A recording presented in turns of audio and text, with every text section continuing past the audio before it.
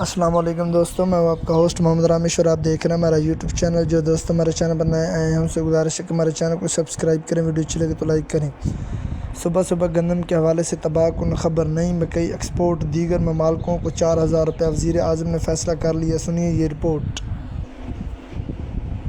صدر کسان اتحاد نے کہا پاسکو گندم کی مقامی مارکیٹ میں اس وقت سستے داموں فروخت سے کسان کو نقصان ہوگا۔ رضوان آصف ہمارے ساتھ ہیں، مزید جان لیتے ہیں۔ جی رضوان، بتائے گا یہ فیصلہ کیوں کیا گیا؟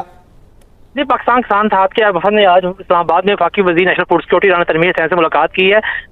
چند روز قبل وفاقی وزارت نیشنل فوڈ سیکورٹی نے اعلان کیا تھا کہ پاسکو کے پاس موجود 24 لاکھ ٹن گندم میں سے 19 لاکھ ٹن گندم جو ہے وہ مقامی مارکیٹ میں اور گندم مصنوعات ایکسپورٹ کے لیے فروخت کرنا چاہ رہی ہے، جس کے لیے انہوں نے 3 تجاویز دی تھی، جس کے مطابق 2,200 اور 2,400 روپے فی من قیمت رکھنے کی تجویز شامل ہے، جس کے اوپر کسان تنظیموں بالخصوص پاکستان کسان اتحاد نے شدید رد عمل کا دیا تھا اور کہا تھا کہ اگر اس وقت پاسکو کی گندم جو مقامی مارکیٹ میں فروخت کی جاتی ہے تو اس سے کسانوں کو بہت زیادہ نقصان ہوگا، لہٰذا پاسکو جو ہے وہ کم از کم چند ماہ اپنی گندم کی جو فروخت ہے اس میں تاخیر کرے تاکہ کسانوں کے پاس جو گندم موجود ہے اسے عمدہ قیمت پر فروخت کیا جائے۔ اس حوالے سے آج اسلام آباد میں میٹنگ ہوئی ہے، اس میں وفاقی وزیر رانا تنویر حسین نے یقین دہانی کروائی ہے اور یہ وعدہ کیا ہے کہ پاسکو کی گندم جو ہے وہ اس سال مقامی فروخت نہیں کی جائے گی، تاہم گندم مصنوعات ایکسپورٹ کے لیے